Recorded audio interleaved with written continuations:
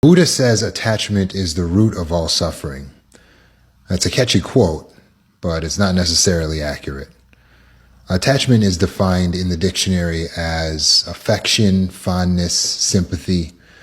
So in other words, love and attachment are one and the same. But is love at the root of all suffering? Well, conditionally, it could be at times. When it comes to suffering from a breakup or losing a loved one in death, your pain will be commensurate with the love that you had for the person lost. So if you loved a lot, then your pain will be a lot. And if you loved a little, then your pain will be a little. In that way, there is a direct correlation between the strength of your attachment and the severity of your suffering. However, not all suffering has to do with attachment. A man could randomly rob me and attack me, causing me injury, and that could cause me to suffer.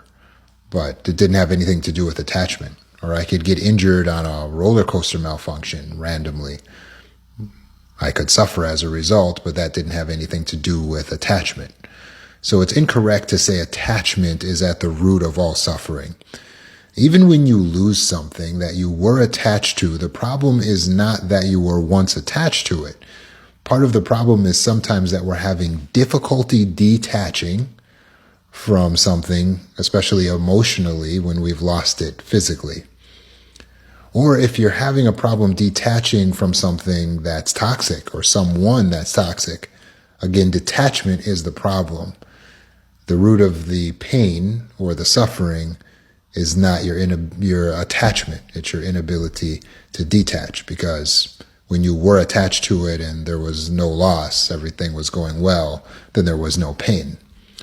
So how can we detach from something that we've lost or something that we still have that's toxic? Well, one time I met a man and I knew him only for a week, and then he informed me that he was leaving town.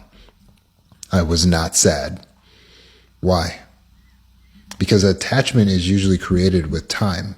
The more time, the more attachment. The more attachment, the more sadness over the loss. I just didn't know him long enough. We can become attached to something quickly, but that would be then if the values just seem to align. So in which case, you got to focus on what you do not have. On what you do have that still does align with your values, so that you can get over that loss. Otherwise, it's going to take some time to lose the attachment. But you can use the exercise of a devaluation list. The devaluation list is where you actually write down 5 things that are untenable about the relationship. And the moment you do that, you're going to feel a detachment.